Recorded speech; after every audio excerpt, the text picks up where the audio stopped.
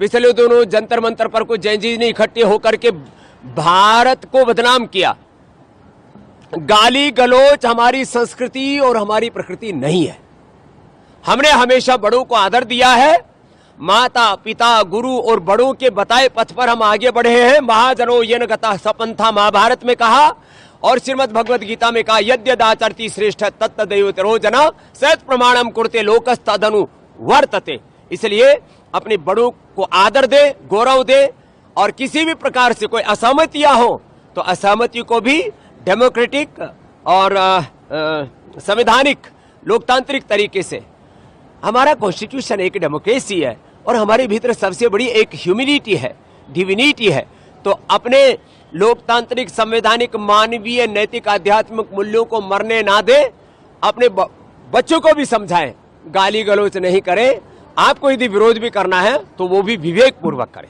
आंदोलनानं जयंतीनं संस्कृतीला बदनाम केलेला आहे, आज त्याचं स्टेटमेंट होतं। कशा प्रकारे बदनाम केले? लोकतंत्रासाठी लढून बदनाम केलेले, आपल्या हक्कासाठी लढून बदनाम केलेले, पेपर फुटीच्या विरोधात लढून बदनाम केलेले। जर याला संस्कृती बदनाम करणं म्हणतात, जर लोकतंत्रासाठी लढणं, संविधानाच्या रस्त्यावर चलून विरोध प्रदर्शन करणं, डॉक्टर बाबासाहेब आंबेडकरांचा फोटो घेऊन चालणं, महात्मा गांधीचा फोटो घेऊन चालणं, जे भीमचे नारे लावणं संस्कृती बदनाम करणे, तर रामदेव बाबांना सांगा आम्ही करतोय संस्कृती बदनाम। तुम्ही जे पतंजलीचे जे बनवतायत ना प्रोडक्ट्स, ज्याच्यावर सुप्रीम कोर्टी म्हणले की फसवणूक होतीये, त्याच्यावर थोडं लक्ष करा। संस्कृती आणि लोकतंत्र आणि देश हा जनजी मला वाटते बऱ्यापैकी सांभाळून घेऊ शकतो। तुम्ही जे पतंजलीचे फॉल्टी प्रोडक्ट्स आहे त्याच्यावर थोडं लक्ष ठेवा, नाही तर पतंजली बंद पडून जायचं।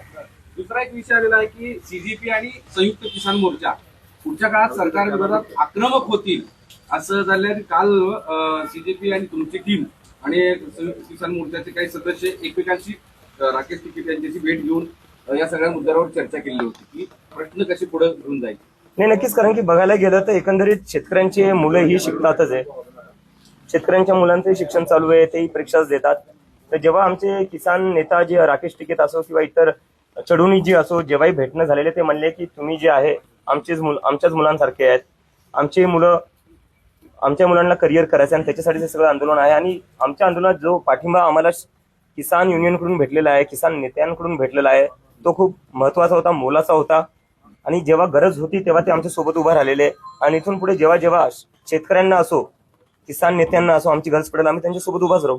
तसा प्रयत्न पुढच्या काळात एकमेकांसोबत असणार आहे का? मी सांगतो ना, जिथं जिथं शेतकऱ्यांना आमची गरज पडेल तिथे तिथं आम्ही सोबत राहू। कारण की मी जर सांगायला गेलो, मी स्वतः हिंगोलीतून येतो, माझ्या घरचे अजून शेतीच करतात। कुठं ना कुठे या देशात प्रत्येकांच्या घरी शेती असते, प्रत्येकांचे घरचे शेतातूनच आलेले आहेत।